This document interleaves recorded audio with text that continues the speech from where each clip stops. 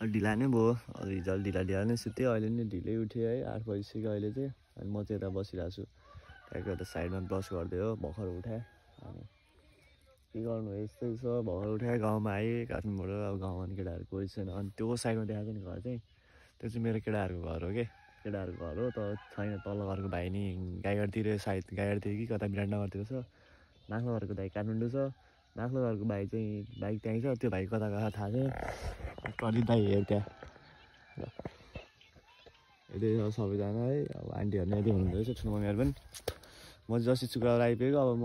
सायद भोलि पर्सितिर फर्किन्छु होला काठमाडौँ फर्किने बेला पनि भइसक्यो गाउँमा आयो केटाहरू नि कोही छैन रहेछ अब अल्छी लाग्ने त्यस्तै हो ल घाम चाहिँ दामी छ है यस्तो घाम मिठो लागेछ घाम चाहिँ दामी छ है